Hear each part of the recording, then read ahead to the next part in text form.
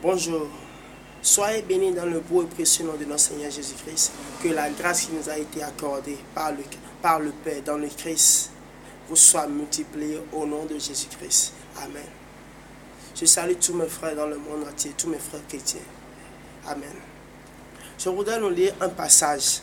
Je l'ai tiré de Deutéronome 4, à partir du verset 15 jusqu'au verset 20. Moïse dit: faites bien attention à vous-même. Le jour où le Seigneur vous a parlé au mont Horeb du milieu du feu, vous n'avez rien vu qui le représentait. Ne commettez donc pas de péché en vous fabriquant des statues, des objets qui représentent de faux dieux, sous forme d'hommes ou de femmes, d'animaux ou d'oiseaux, de bêtes qui rampent sur le sol ou de poissons.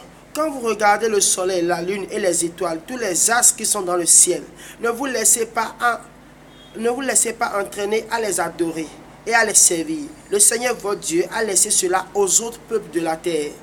Mais vous, le Seigneur vous a pris et vous a fait sortir de l'Égypte, ce lieu de souffrance terrible. Ainsi il a fait de vous le peuple qui lui appartient, comme vous l'êtes aujourd'hui. Le deuxième passage s'est tiré de Deutéronome 5 à partir du verset 8, qui dit: ne fabrique pas de statue de Dieu, ne représente pas ce qu'il y a là-haut dans le ciel, en bas sur la terre ou dans l'eau sous la terre.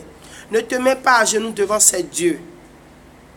Ne les adore pas. En effet, le Seigneur ton Dieu, le seul, c'est moi et je suis un Dieu exigeant. Je punis la faute de ceux qui me détestent. Je punis aussi leurs enfants jusqu'à la 3e ou la 4e génération. Mais je montre ma bonté pendant des milliers de générations à ceux qui m'aiment et qui obéissent à mes commandements. Ces passages, je les ai tirés de l'Ancien Testament. Mais voilà des passages qui viennent maintenant. Voilà un passage qui vient du Nouveau Testament. Dans le livre des Actes des Apôtres, à partir du Actes des Apôtres 17, verset 29. C'est l'apôtre Paul qui parle aux Athéniens ici. Il leur dit, en somme: ainsi, nous sommes les enfants de Dieu. Donc, nous ne devons pas penser que Dieu ressemble à des statues d'or, d'argent ou de pierre, que les gens ont fabriquées ou imaginées.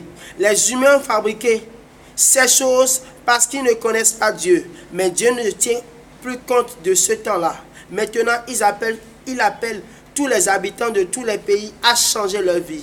En effet, Dieu a fixé un jour où il va juger le monde entier avec justice.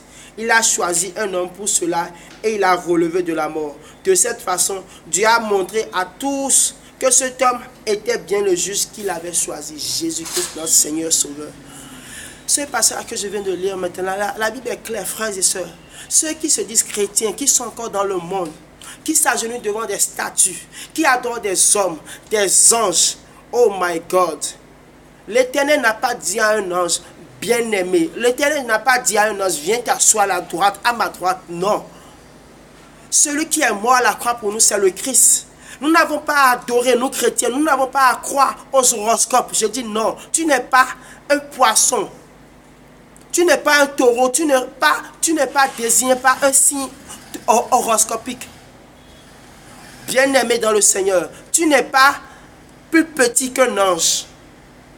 Vous n'avez pas à vous agenouiller devant ces statues de Saint-Pierre, de Saint-Martin, de Sainte-Marie, de l'enfant Jésus, du petit Jésus. Ce n'est pas Dieu que vous adorez. La parole de Dieu est claire. Dieu a choisi un seul homme, Jésus-Christ. Il a dit à Thomas: heureux êtes-vous. Heureux es-tu parce que tu as vu avant de croire. Mais heureux seront-ils eux-là qui ne verront pas et qui croiront. Frères et sœurs dans le Seigneur, Jésus, Dieu, dans son grand amour, ce n'est pas des représentations, des anges, des images, des choses taillées. Ce n'est pas cela. Venez à l'évangile du Seigneur. C'est Jésus-Christ qui est la vie. C'est Jésus-Christ qui donne la vie. C'est Jésus-Christ qui nous a sauvés par son sang. C'est Jésus-Christ qui est mort à la croix pour nous. Frères et sœurs, quittez ce monde.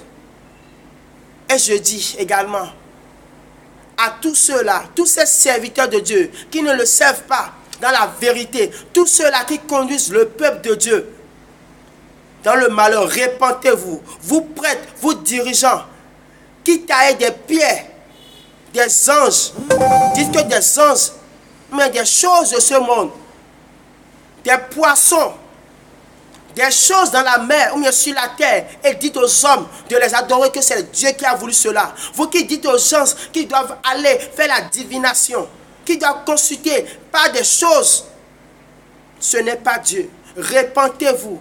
Repentez-vous avant votre mort, car après la mort, on ne choisit pas.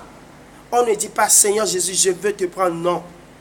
Tant qu'il n'y a qu'une seule vie, tant que tu es vivant, donne ta vie au Seigneur Jésus-Christ. Confesse le Seigneur Jésus-Christ.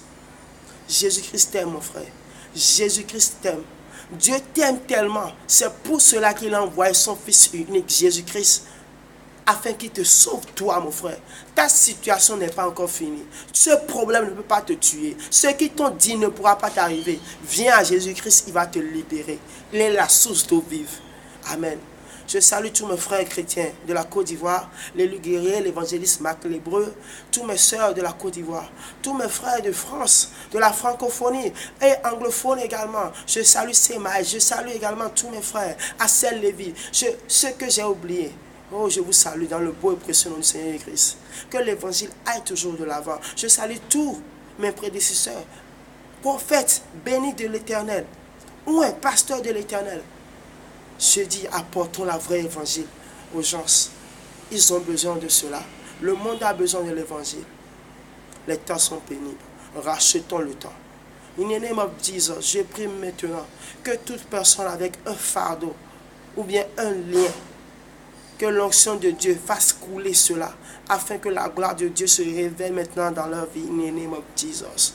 Seigneur Père éternel de puissance, je te dis merci, parce que tu le fais dans leur vie, tu les libères. Éternel, merci. Au nom de Jésus-Christ, j'ai prié.